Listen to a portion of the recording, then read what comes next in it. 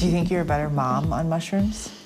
I think I'm a more empathetic mom, and I actually started listening and looking at my kid from the heart. That's our Eva Pilgrim reporting on the growing popularity of magic mushrooms across the U.S. And in today's Spotlight, we're looking at how and why people are getting into the psychedelic, including a new study from the National Institute on Drug Abuse that says law enforcement seizures of magic mushrooms has increased dramatically in recent years. Let's bring back our panel, Barbara Heide, and joining us for this panel is ABC News contributor and op-ed columnist for the Los Angeles Times, Elsie Granderson, and ABC News medical contributor, Dr. Darian Sutton. Dr. Sutton, got to start with you on this one. Tell us exactly what is psilocybin and how does it work? So psilocybin is the active ingredient inside these mushrooms, which gives them the name magic mushrooms or shrooms. So we know historically and from data that it activates serotonin receptors in the brain that can be associated with mood and cognition, which is probably a part of the reason why there has been found to be some benefit in certain studies, although not robust, in terms of treatment for things like PTSD, depression, and anxiety. This is a chemical that has a long history, more than 8,000 years, and now we're starting to see a rise in its use.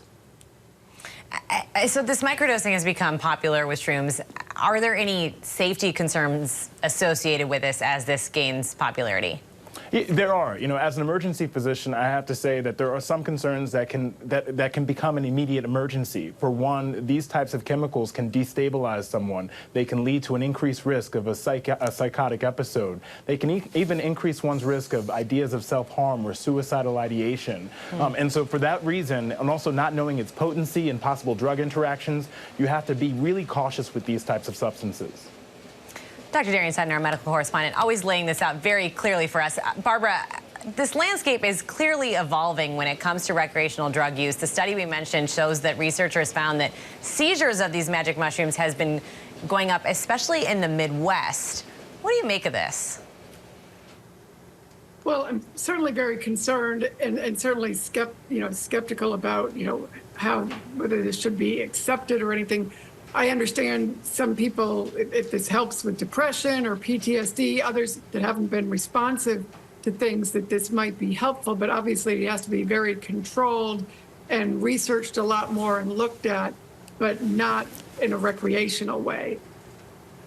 We have seen states like Colorado and Oregon legalize therapeutic psilocybin use. At the top of the segment, you heard that mom telling Eva Pilgrim how magic mushrooms really did change her life. Elsie, do you see this becoming the norm in more states? Do you see more states passing laws like those?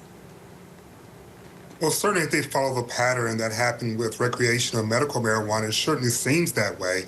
But I think what really needs to happen before that is that we adjust the way we talk about recreational drugs in general. Because the tone really was set by President Nixon's war on drugs, which wasn't based on science or research, but rather prejudice. And so, I think we need to rejigger how we think about this. We certainly know during the Prohibition era that Americans are going to do what Americans want to do when it comes to drugs. So maybe this time around we could be more thoughtful about it and have policies based on science and not prejudice and emotional responses. Heidi, would love to get your response to that. And is there this attitude shift toward psychedelics, and that we kind of saw with the same with recreational marijuana use?